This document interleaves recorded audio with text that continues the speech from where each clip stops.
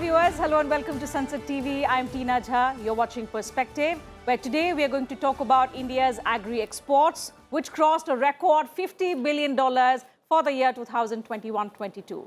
Now, as per the provisional figures released by DGCI&S, the agricultural exports grew by 19.92% during 2021-22 to touch $50.21 billion.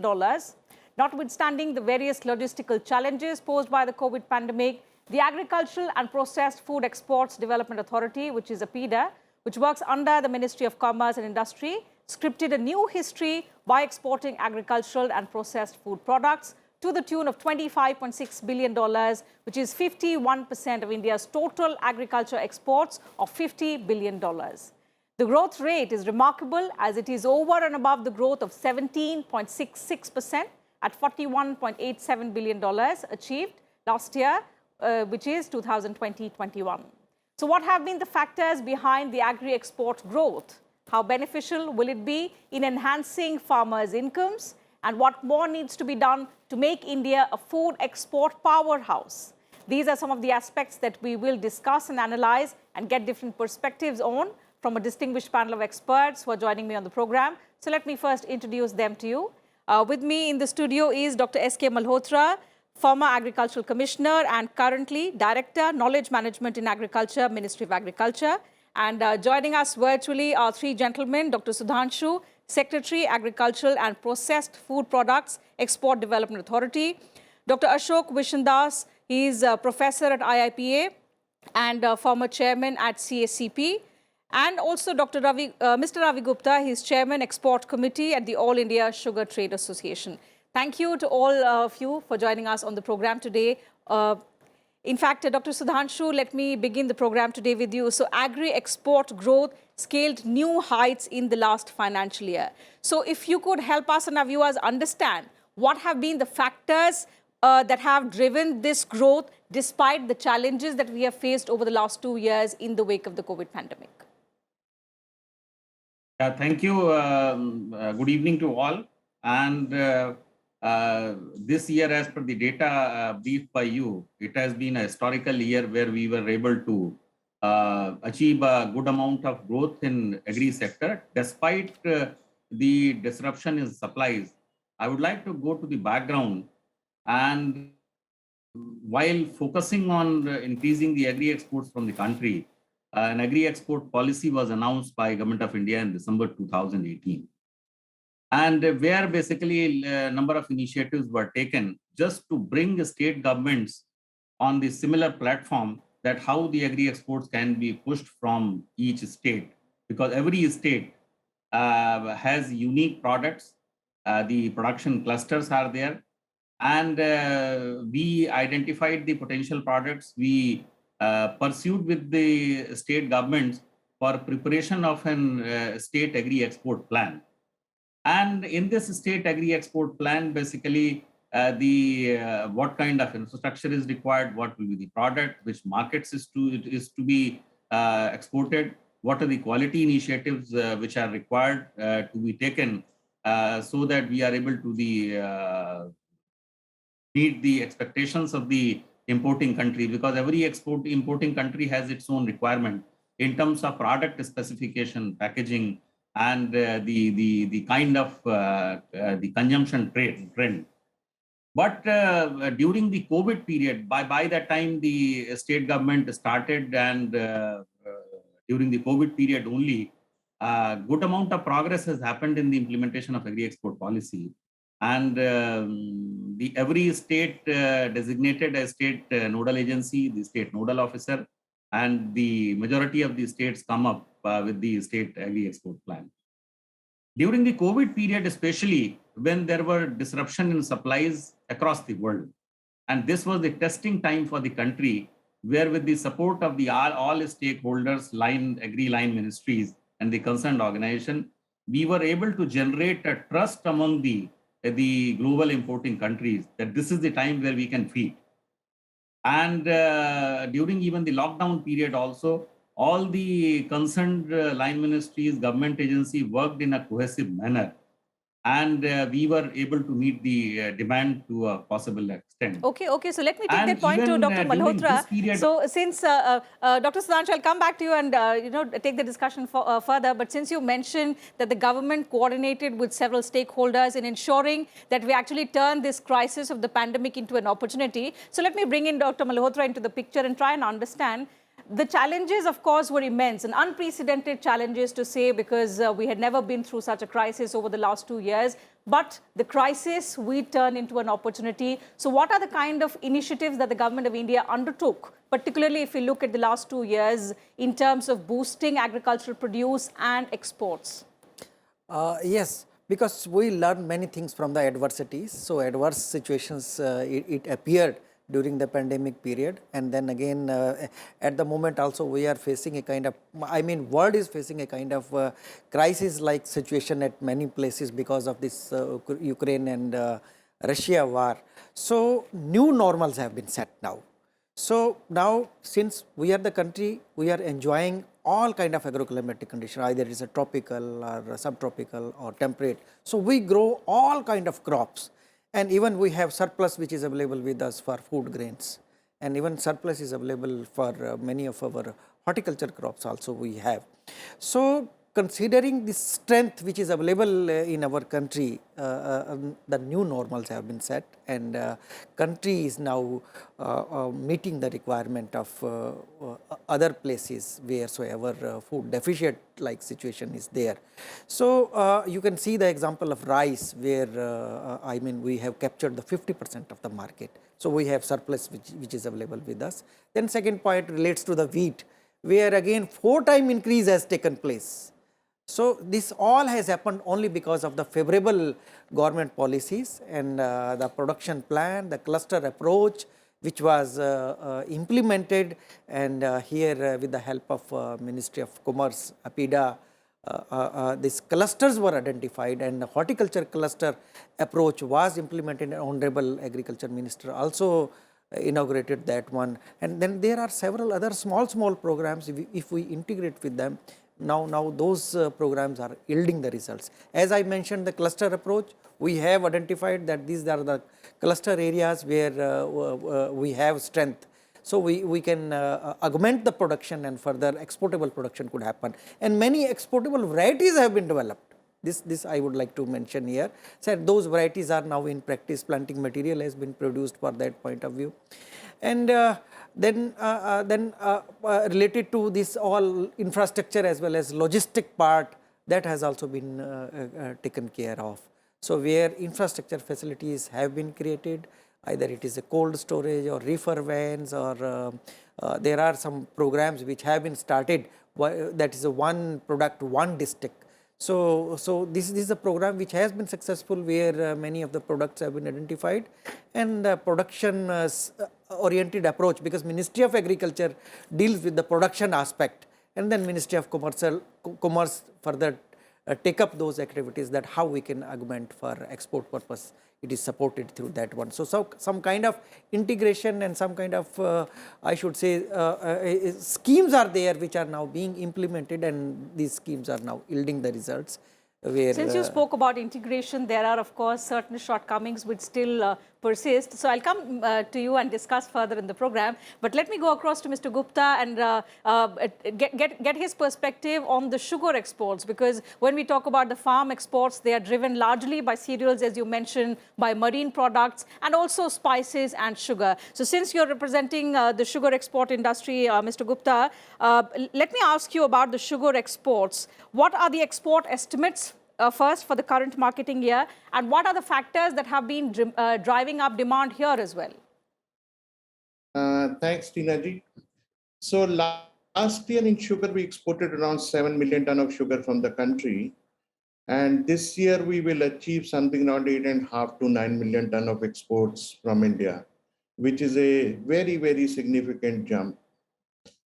Let me give you a perspective here, because this quantum jump in export is an effort of the government which has been done since years.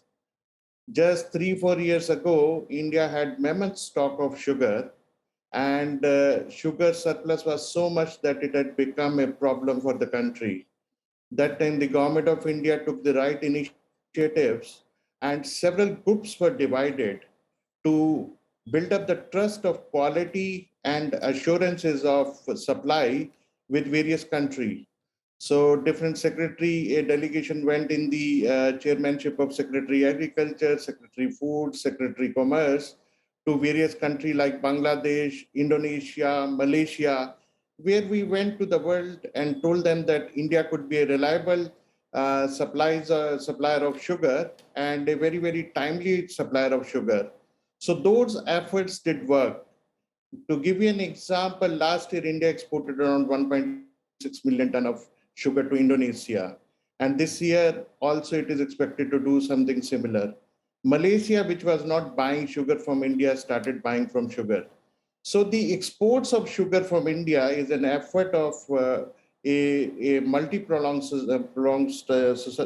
strategy which India adopted by developing markets, giving assurances, and as a result, India is now in a formidable position to export sugar to the world market, and that too without any subsidy or incentive. Absolutely. So good numbers there as well. Coming to you, Dr. Vishen Das, but overall, even though the farm export numbers are doing well, I think it becomes significant all the more because the government says it is a testimony of its commitment to enhance farmers' incomes. So how beneficial has the export growth been for farmers? Is it actually yielding results? Yes. In fact, it is very, very good sign for the farmers, because farmers, we have to understand, we have come long way from net food importing country to self-sufficiency and then to net food exporting country after feeding 1.37 billion people of the country. And that's no less achievement.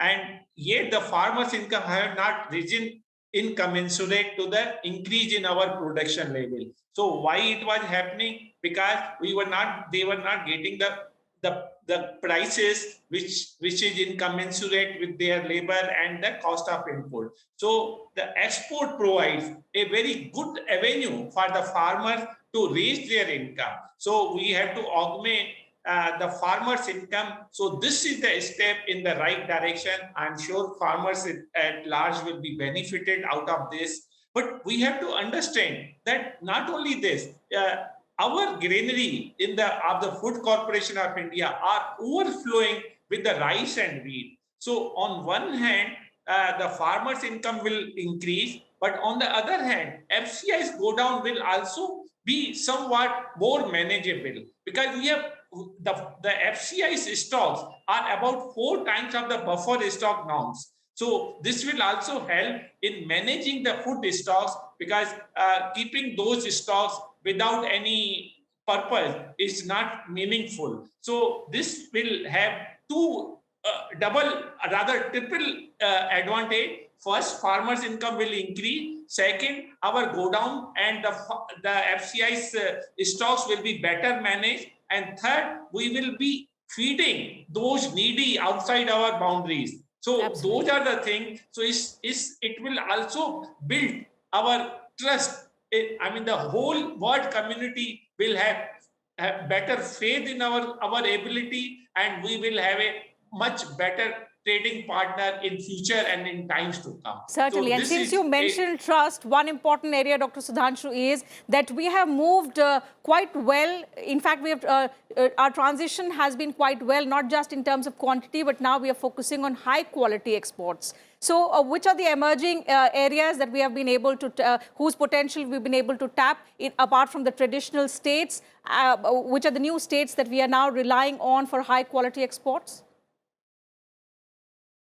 Traditionally, if we say the export is from the southern and the western part, for example, if we say the fresh horticulture export, it is from Mumbai is the hub or the southern part.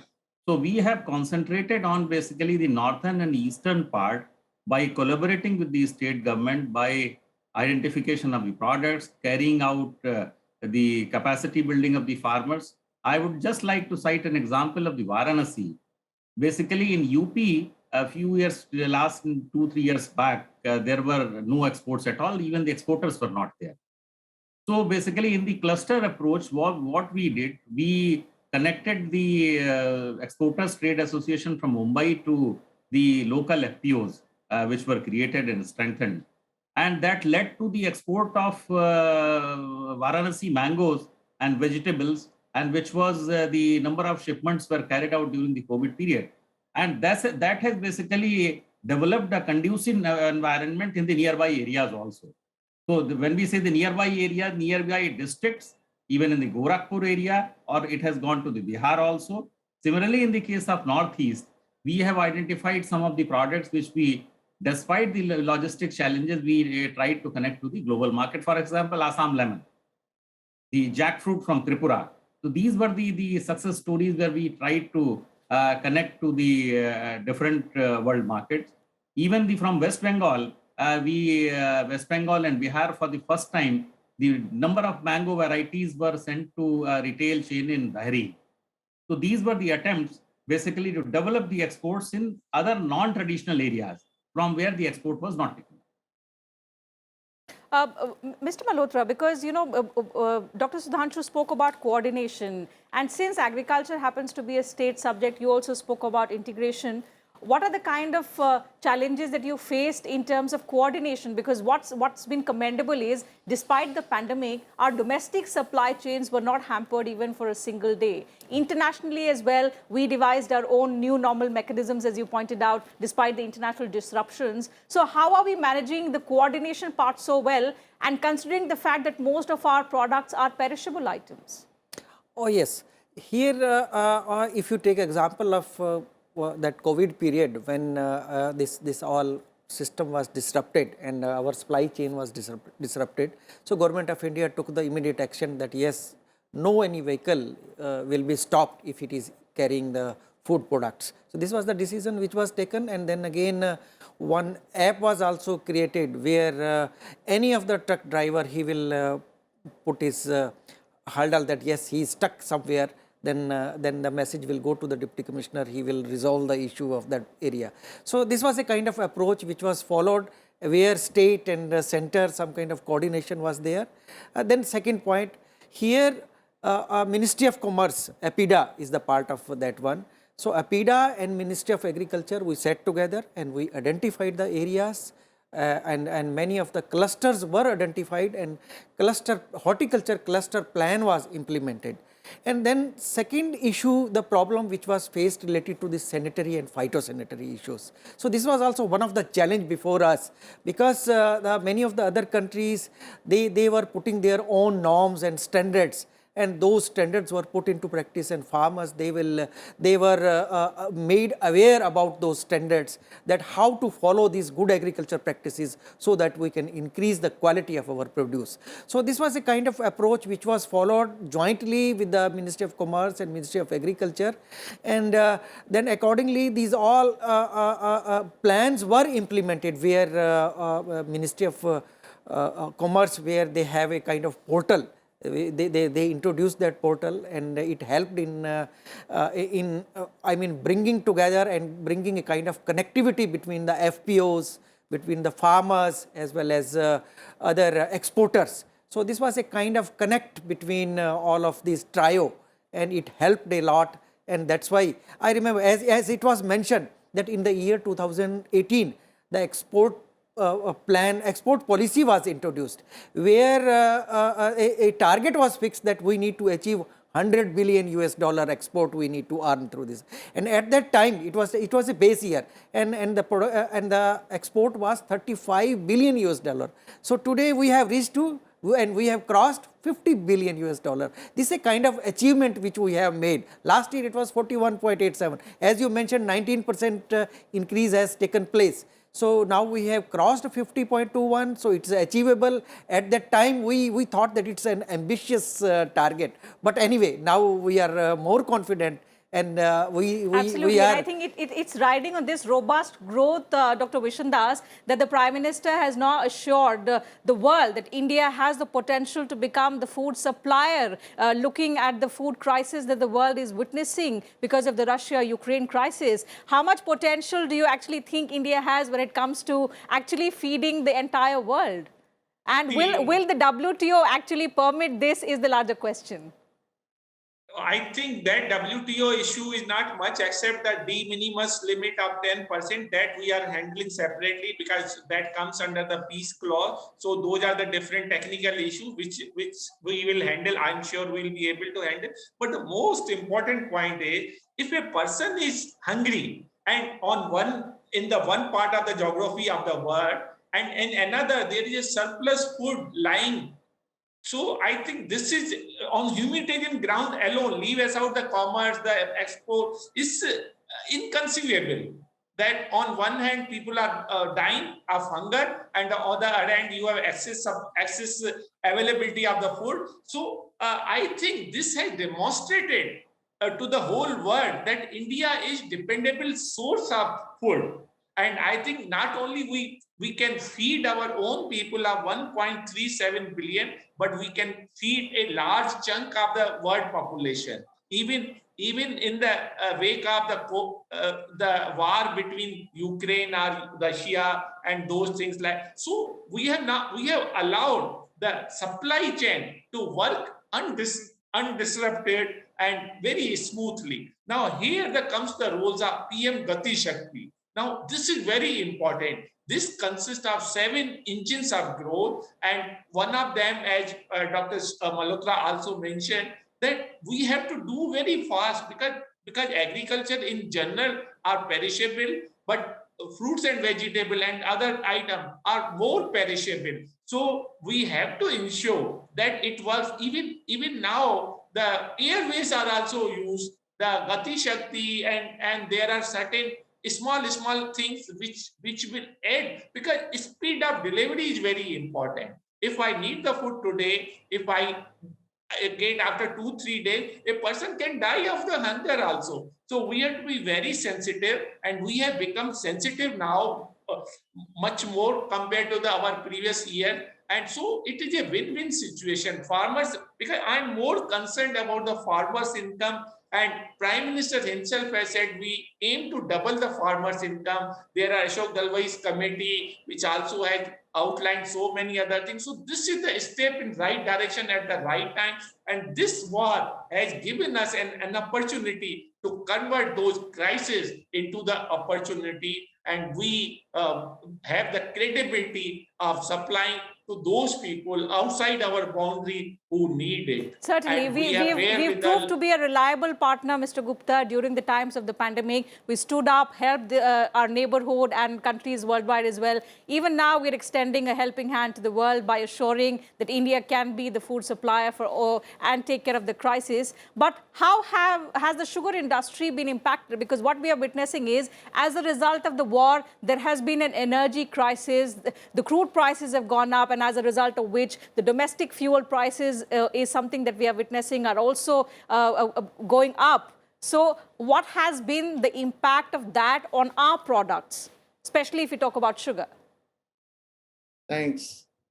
I think if I have to make a comment, I would rather say that India is controlling the world inflation in food in a manner that the world squeeze in supply because of the higher crude prices or because of the bans or restrictions which have been put on in the Russia or Ukraine, we are meeting all those requirements of the world. I will give you an example in terms of sugar.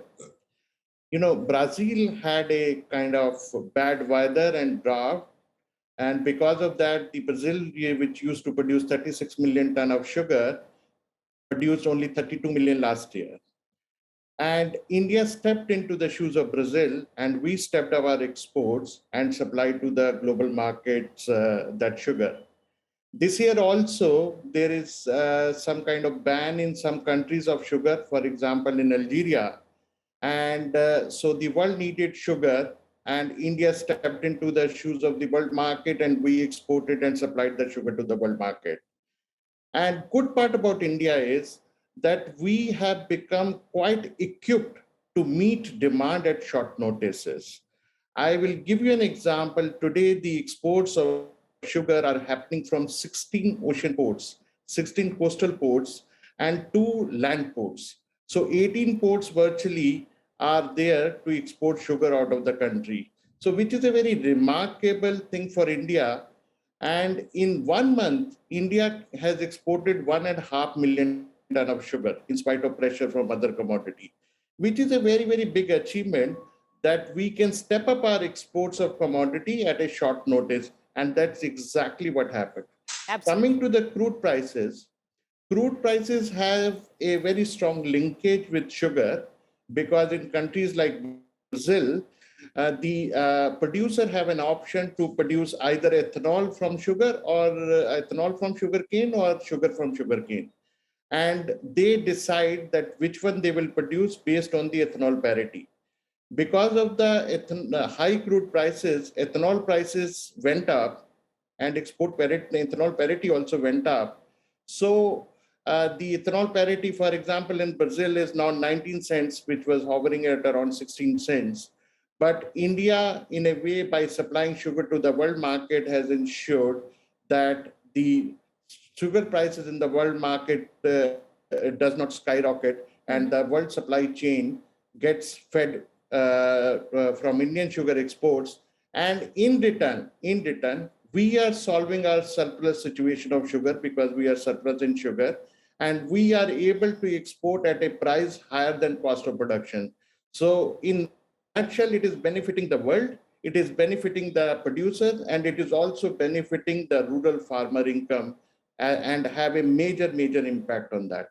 Absolutely. So it's a very happy situation for India. Certainly. So win-win situation, even in the times of crisis, as we've established, we've learned to actually establish new normals and create crisis into opportunity. One final question from you, Dr. Sudhanshu. When we talk about agri-exports, GI is a very important aspect. And we've often heard the Prime Minister lay stress upon the importance of GI because it enhances our credibility. What are the initiatives that have been taken to strengthen the GI aspect of the Indian commodities?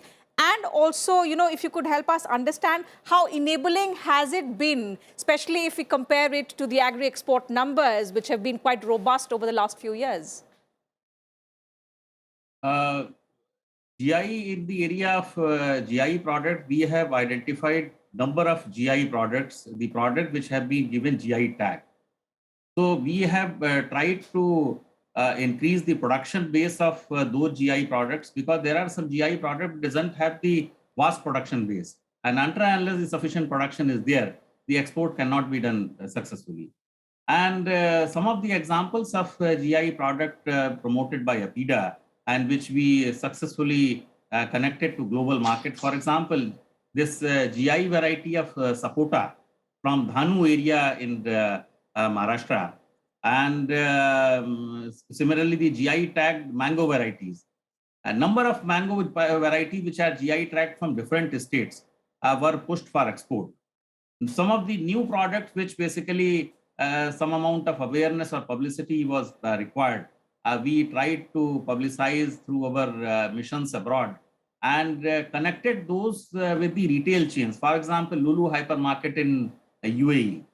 And one of the retail chain in Bahrain, we tried to connect to those markets. We organized the display of those products, publicized that particular product, and basically not a good amount of success, but the success story has started for few products. Certainly. So what's significant is through various initiatives, both domestically and as Dr. Malhotra was saying, through converting crisis into opportunities, the thrust has overall been in recent years on boosting export of agricultural products in terms of quantity, also in terms of quality, as has been established by our panelists. So time allows me to take up only that much on the discussion today. Thank you to all my guests for joining me on the program today, sharing your thoughts, your perspective with us on this very, very important subject. It was a pleasure having you on the program today. So that's it from us on this edition of Perspective Today. Thank you very much to all my viewers as well for your time. See you again next time. Thank you once again.